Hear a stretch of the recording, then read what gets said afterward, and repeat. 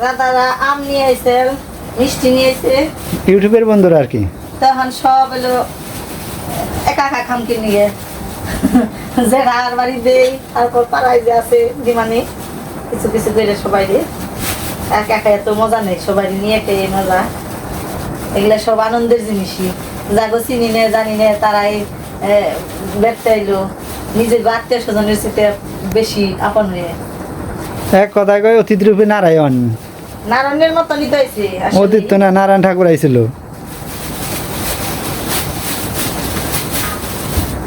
তবে যে আম মিষ্টি এগুলা নিয়ে আসছে, এগুলা দিয়ে আসি বর্মার বাড়ি।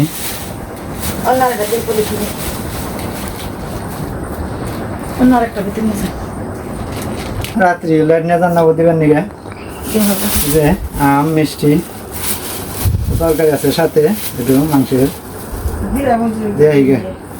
ছোট ইয়ে আছে, বাচ্চা আছে একটা। তবে এই যে যাই যাও যাও এত লোক সিয়ে দিয়ে থুই হ্যাঁ, আর মনে করে যাই মন্দিরে যাই এটা বাইরে থুই হ্যাঁ, তারপরে সিয়ের নিয়ে যাও। তো বন্ধুরা সকলে কেমন আছেন?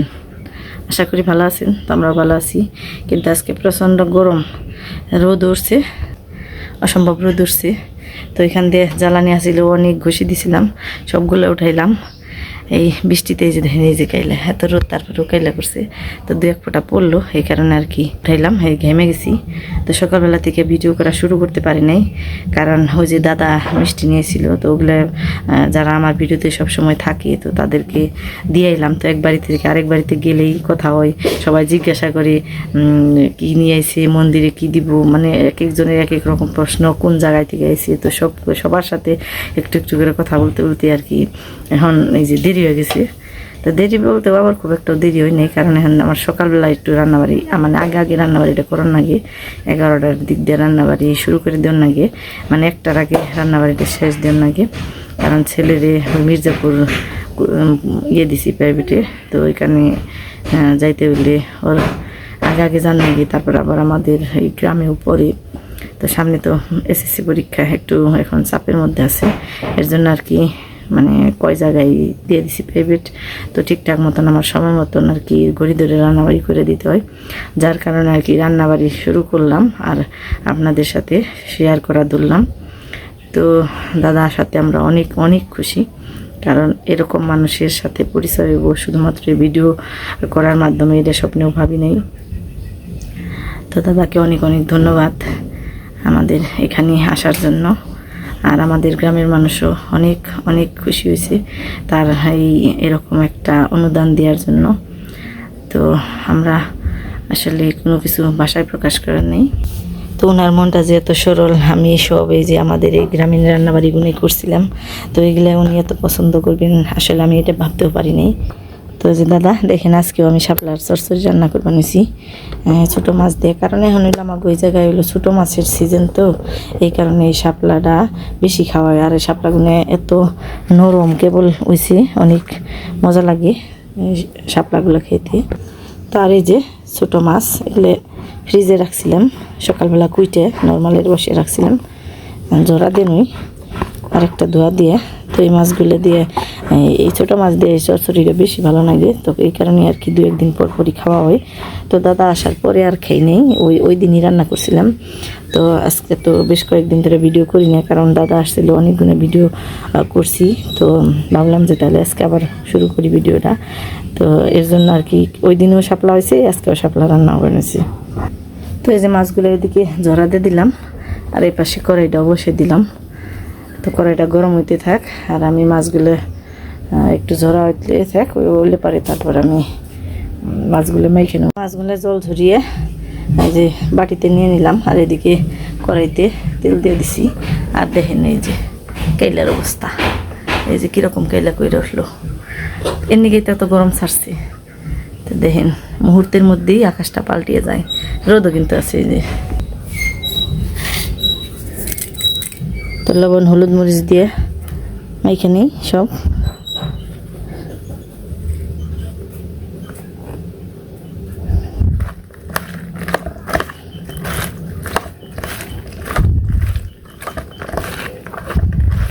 প্রচণ্ড গরম ছাড়ছে।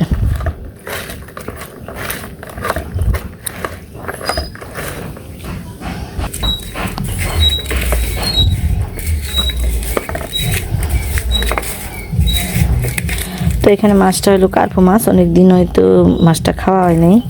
এটা আগে আনছিল, 2টা মাছ আনছিল কার্পো মাছ। তো ওই দিন করে একটা মাছ আসছিল, তো ছোটো মাছ খেয়েছি আমরা, এই কারণে আর খাওয়া হয় নাই। তো এখন পোলার আবার ছোটো মাছ খেতে খেতে একটু বিরক্ত নিয়ে গেছে গা, তাই ভাবলাম যে যাই হোক আজকে রান্না দিই।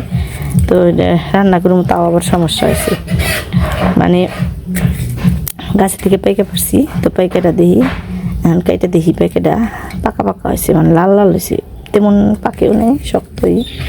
তো কি আর করার, যেহেতু আর অন্য সবজি জুটাই নেই আর এখন তাড়াতাড়ি, তো এখন আর কোনো কিছু ভাবনা চিন্তা করার সময় নেই, একটু এই পাকা পাকা অর্থাৎ লাল ওই পাইকা দিয়েই রান্না করবো। এটা তো মাখা শেষ, তো একেবারে সোমবারটা দিয়ে দিলাম জিরা আর রাঁধুনি।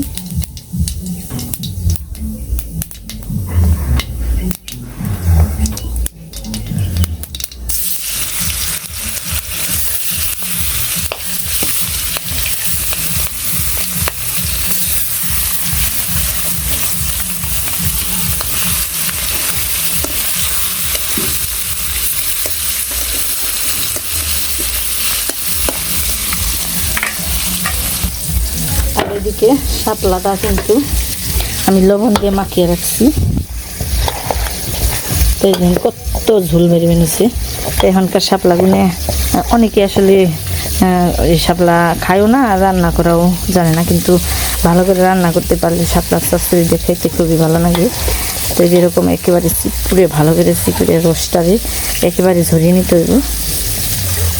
তো যত মানে এক বিন্দু পরিমাণ রসও যেন এই শাপলার ভিতরে না থাকে, কারণ এখানকার শাপলা হলো একেবারে একদম কুচি। তো আমাদের এইখানকার শাপলাগুলো তো আরও কুচি, কারণ অনেক জল আমাদের এই জায়গায়, তো শাপলাগুলো একদম কুচি। তো ভালো করে চিপুড়ে তারপর রান্না করতে হয়।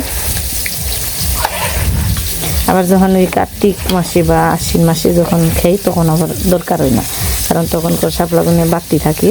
তো ওগুলো শুধু এই উপরের যে পাতলা আবরণটা আছে ওইটা ফালিয়ে দিয়ে তারপর রান্না করলে হয়ে যায়। কিন্তু এখনকার শাপলাগুলো একবারে নরমের দেয় না। 1 গামলা শাপলা করলাম, কুটো করে হলো, রান্না করলে আরও এর থেকে এই মানে অর্ধেকেরও কম হয়ে যাইব। কত ঝুলো ছিল, তো এগুলো আবার ঝরা দিন। তো আকাশ দিকে মনে বানিয়েছে বৃষ্টি মনে হয় এসে যাইব। তো বৃষ্টির জন্য আর এখন ভালো লাগে না, মানে জীবনটার একবার শেষ করে দিল, প্রতিটা দিন বৃষ্টি আর এখন ভালো লাগে না। একদিন বৃষ্টি হয়নি, কত সুন্দর পরিবেশ, কিন্তু এই পরিবেশ তো থাকে না, প্রতিটা দিন বৃষ্টি।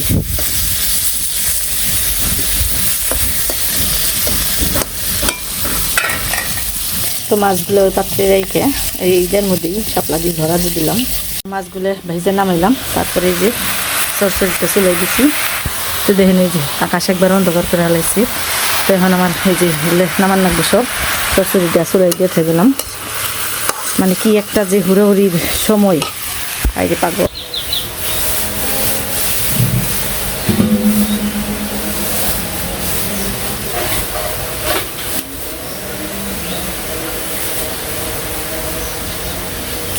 যদি এরকম করে তাহলে পারা যায় না,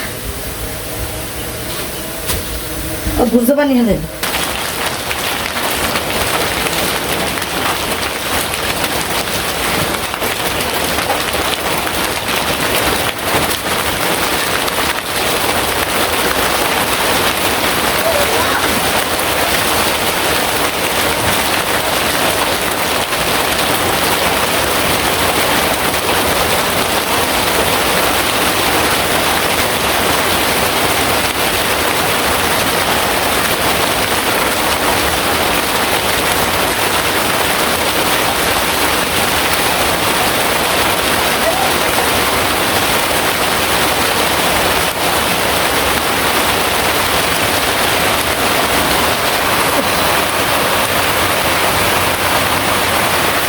দেখছেন অবস্থাটা কিরকম বৃষ্টি, কি উড়াউড়িটা করাইলো, হায় রায় বৃষ্টি, বাবার বাবা।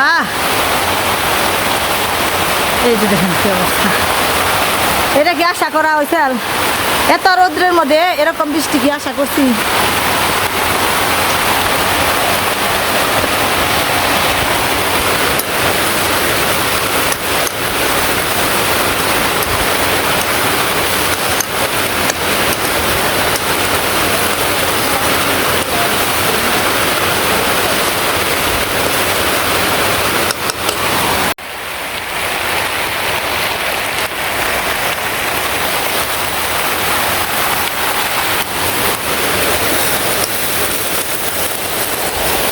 তো মাছ আর পেঁয়াজ ভাজিগুলো দিয়ে দিলাম।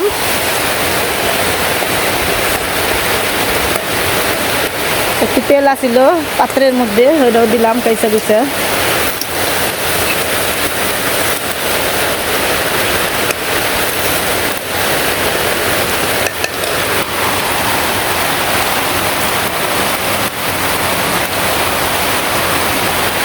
এরপর দিয়ে দিলাম জিরা বাটা, মানে জিরার ফাঁকি।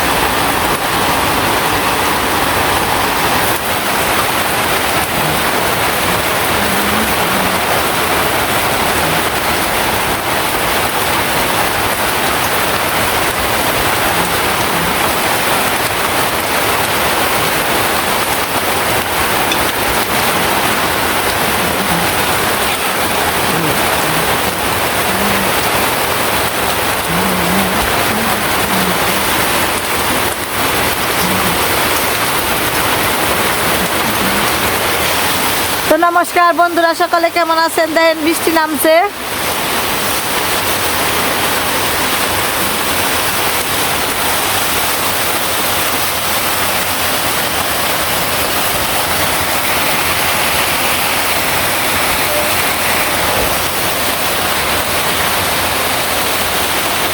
স্নান করবার যাবি? স্নান করবার যাবি? যা। জরিও আছে সাথে।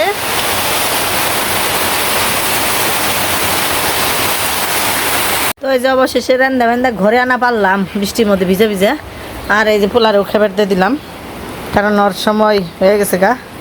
এখন খাওয়া দাওয়াটা আসলে সবাই এখন এক নগে করা হারি না, এক একজন এক এক সময় খেয়ে দেয় জায়গা। তো এই যে উজে বানিয়েছে গা 2টা বাজে, তার পাবে পাবর আর একটু পরে। আর এদিকে দেখেন এই যে বৃষ্টির ভাব, বৃষ্টি এখনও কমেই নেই। তো গ্রামে যে যার কাছে পড়বার যায় ওটা নয়, গ্রামের ভিতর যাইতে পারবো, কিন্তু মির্জাপুর কেমনে যাইবো এরকম থাকলে আসলে খুবই একটা সমস্যা। আর এত 9টার সময় পার বাড়িতে, তো কি একটা অবস্থা। এই যে বৃষ্টি তো কমবো কোন সময় তার ঠিক নেই। তো কর্তায় আবার এদিকে বৃষ্টির মধ্যে ভিজা ভিজা গরুরে খাবার দিবা নিছি, সারে জল দিবা নিছি, কারণ আমি সকালবেলায় স্নান করছি। বৃষ্টি না নামলে তো আমি দিতাম। তো খাওয়া দাওয়ার পর্বটা শেষ দিয়া তারপর আমরা ওই যে দাদা আমাকে বাড়িতে আইছিল, ওই দাদা আমাকে নিয়ে কী নিয়ে আইলো, তো ওগুলাই দেখামো। তো তাড়াতাড়ি করে খেয়ে একটু আগে আগেই জাগা, তারপরে আবার মির্জাপুরটাই একটু আগেই যে হাঁটবি, কারণ বৃষ্টির মধ্যে এত ঘড়ি ধরে যান যাবো না, একটু আগে আগেই জাগা। যদি সাইকেল নিয়ে না যায় রস, তাহলে খালি অটোতে যাবি গে। বৃষ্টি হইলো, আবারও বৃষ্টি আইব, প্রচণ্ড গরম ছাড়ছে। তো এখন খাওয়া দাওয়া করে কাপড় চাপড় দিই এই সামনে গো দেখে। আর এই যে পিসি দেখ পানি গিয়ে পিসি দেখে সবার প্রথমে আমার দিয়ে বের করি, আমার দিয়ে আমি আর দিয়ে বের করি। তা আমি তো গর্ব করে বের করে দেই বলেছি, কিন্তু আমার দুর্ভাগ্য যে এই দাদার নিকে আমরা কিছু দিতে পারলাম না, কারণ ওনার কাছে আমি সময় পেয়েছিলাম একদিনের, সময়টা তো দিল না, দিলেই নয় মির্জাপুর দিতে পারতাম। তারপর আর আমরা দিলেই ওনার মতন সেটা কি দিন, তারপরও চেষ্টা করতাম। তো এই যে শাড়ি,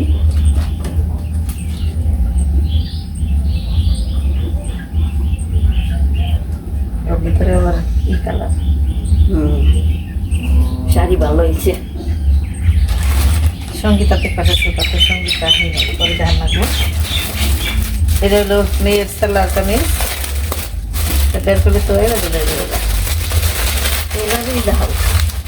এটাকে বের করলে তো এনে যাবে, পরে কাটতে বেরো হইল। যে মেয়ের দিকে তো লাভ পারবো,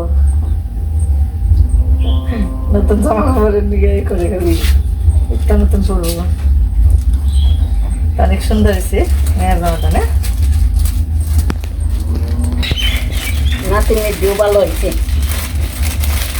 তো গাড়া ধরে রয়েছে।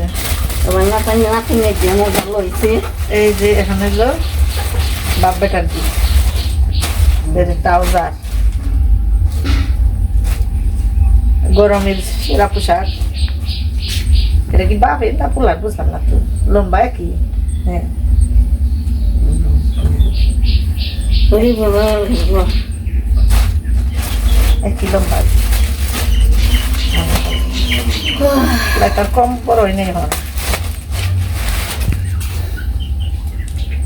নাই দিলে হুম? এই যে নাতি নাতি তোমার নাতি বাপের সাথে কম না, এই দেখো এক সমান দুজনে। তাই এখান থেকে দেখি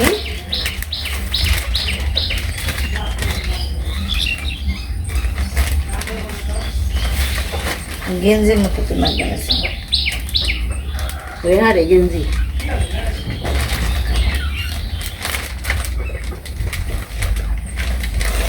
ডিজাইন তেলের মধ্যে ডিজাইন তেল একটা ডিসপ্লে পাবেন নেই। হয় গেঞ্জি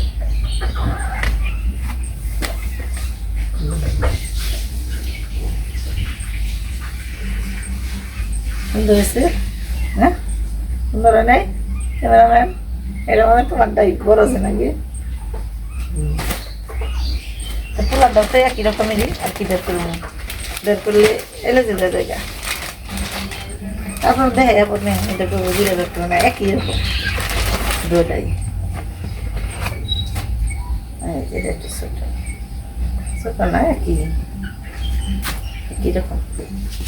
তো এই হলো পোশাক আশাক। আর মেয়ের জন্য 5,000 টাকা দিয়ে গেছে বাপের পকেটে জিদ্দি করে। তো এর দিকে একটু মনটা খারাপ লাগলো, কারণ আপনি হয়ে যাইছে আপনার তো দিবার পারলাম না কিছুই, আপনি তো জিদ্দি করে দিয়ে থাকলেন। তারপরে ওই বাড়ির দিদির নিকেও আনছে, দিদির নাতি নাতিনের নিকে আনছে, তো ওগুলো দিয়ে দিছে, ভিডিওতে তো দেখছেনি। তো আজকের মতো ভিডিওটা শেষ দিই। সবাই ভালো থাকবেন, সুস্থ থাকবেন, এবং ওই দাদার জন্য অসংখ্য ধন্যবাদ।